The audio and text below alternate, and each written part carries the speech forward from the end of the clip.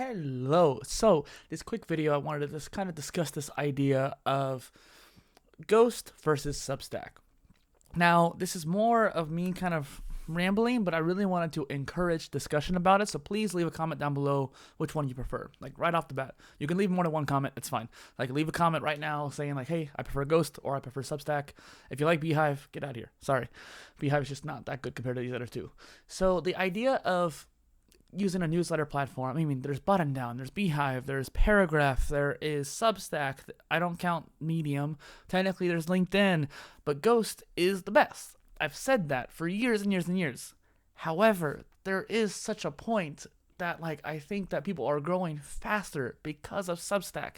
And it's just like, I want to take advantage of that, but I don't want to use Substack. The writing experience is not as good as Ghost, and that's something that's really important to me. It's one reason why I left Beehive ages ago, and I've tried it again. Still garbage compared to Substack even, let alone compared to Ghost.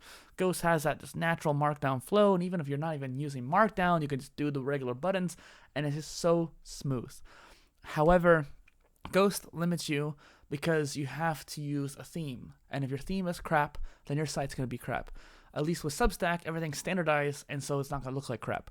But if you have a lot of tags, like I realized, I think they got rid of a feature, because I could have sworn they had a feature that showed off tags, and now I don't see tags anymore. I think you could still have a tag archive, and if you were to put a link at the top of your Substack to that tag archive, then you could at least have that link there. But unless you manually do it, there's no way to have like tags on the side. There's no tag cloud, there's no buttons for tags, and I could have sworn there used to be a tag option. And on my current Substack, I have a traveling blog, and it talks about EDC, it talks about travel bags, it talks about slings, it talks about suitcases, and just like travel experiences for myself.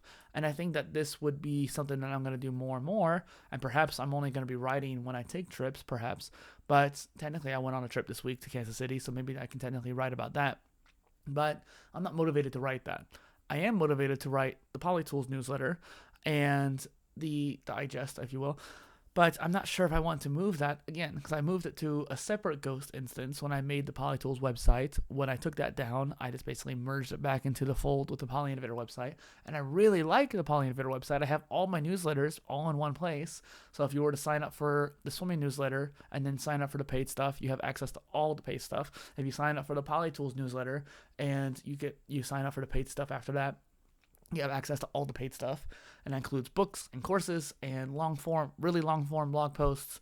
And yes, they're not necessarily on the same topics, but I will probably make a topic for each tag, or like a polypro post for every tag. I think that's actually probably what I should do next, maybe, honestly, is make that way if you like any of them, you have some sort of reward to do the paid option.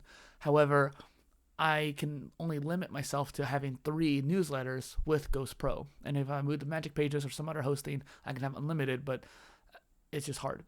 So I'm just sitting here like I don't know what to do, and I'm struggling to figure out what is the best option. And I've been going on Substack Notes a lot, and I really enjoy it, but since there's no API to schedule posts out to it, I have to manually go on there and post. And that's fine, but I'm posting on Threads and Twitter and Blue Sky every day. I wanted to just add Substack Notes to that so I can start growing on there too, because I think that social network aspect is really interesting, and I wish Ghost would do more effort on that, because they kind of made a network, but it's really half-assed. And then the idea of like having podcasts or videos on your newsletter, that's also pretty cool. And they even have some other features on there, like automatically creating images for like Instagram. That's really cool. I would like to actually use that, especially if I start writing consistently. I can take that post, make it into an image, and then send it over to Instagram. That would be really cool. But I'm not posting on there, so I don't have any images. I had my swimming post on there, and I started making some swimming images from that. I eventually just made some from on Canva or whatever, but I'm so conflicted because I can't really move my PolyInnovator website over to Substack.